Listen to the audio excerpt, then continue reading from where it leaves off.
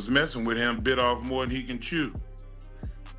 And, you got to be careful, one, who you mess with, and two, what kind of example are you as a veteran for inciting a ride with a kid? He's not 12 or nothing, but he's still significantly younger. End of discussion. You are a dumb animal that does not belong in society. You have forfeited that right because you have proven yourself as an unevolved human. Go sit in a cage for 30 to 40 years where you f***ing belong, you dumb animal. End of discussion. It's not going to go the way you want it to go, and he should have handled it a different way. I hope that him and his family are able to cope and be able to find a solution for everything. And obviously Syko Stu is a little bit better because everybody's kind of worried, but it's unfortunate that it happened, and hopefully it doesn't happen again.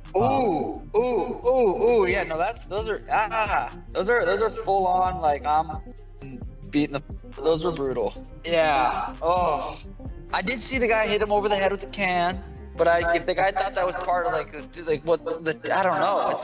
You can't hurt people like. Syko Stu has finally spoken out from the hospital following Raja Jackson's violent assault. A heartfelt message, shared by one of Stu's close family members on his behalf, provided fans and supporters with an update on his condition.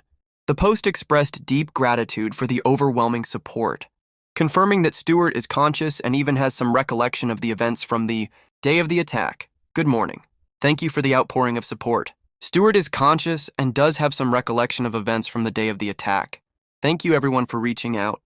It's been difficult to respond to everyone individually. We will be setting up something for anyone wishing to donate. I will update with a link when possible. He's currently resting and says thank you for the love and support. Meanwhile, former wrestling star Mark Henry surprised fans by partially defending Raja Jackson while placing some blame on Syko Stu. Henry admitted he never liked aggressive ribbing or constant joking, saying that if anyone pushed those boundaries with him, they always got that work. While acknowledging he doesn't know the full story, Henry argued that Stu may have handled things poorly and bit off more than he could chew. He further warned that people should be mindful of who they provoke and questioned what kind of example a veteran sets when pushing around someone much younger. I didn't like the ribbing. I didn't like the joking.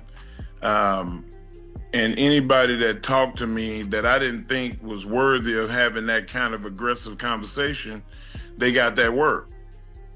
And, I don't know the full story, but I do know what I saw.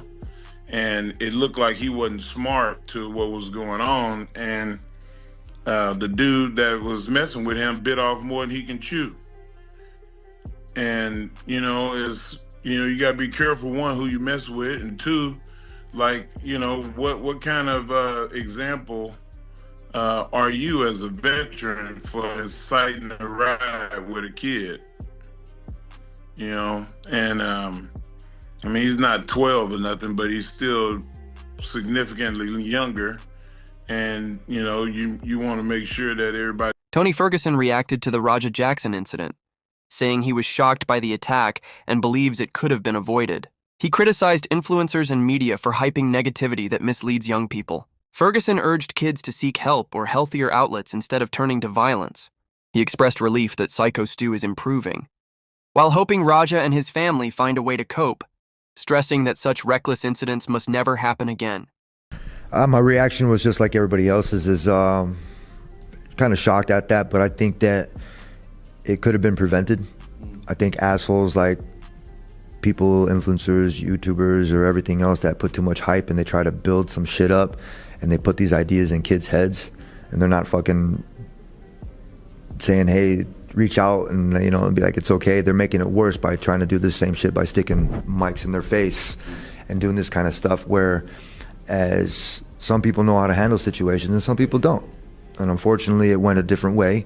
And all you youngsters out there, that's not the right way to do it. That's just not how you do it. If you do have an issue with something like that, go talk to somebody. I know it's kind of seems like the pussy thing to do, but damn, go find a way to vent, because that stuff is just like a boiling pot. It's not gonna go the way you want it to go. And he should have handled it a different way. I hope that him and his family are able to cope and be able to find a solution for everything. And obviously Syko Stu is a little bit better because everybody's kind of worried.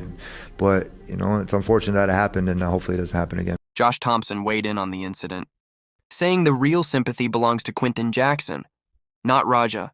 He explained that Quinton is an innocent father caught in a painful situation, loving his son, yet forced to watch him make reckless choices. Thompson called it heartbreaking to see a parent endure something so serious, knowing it's the last thing Quinton would have ever wanted for his child. But the problem is this. You're looking at it and people are, they're trying to give some type of, you know, forgiveness because it's Quinton, not because it's Raja, because it's Quinton. It's Quinton Jackson that is the person that you've got to feel sorry for, okay? In the fact that, you know, he's hooked up in this when he's not the one that took part in this. And that's a sad thing because he's a father and he loves his son. And it's sad to see someone go through something of this magnitude when it's the last thing in the world you would have told your son to go through.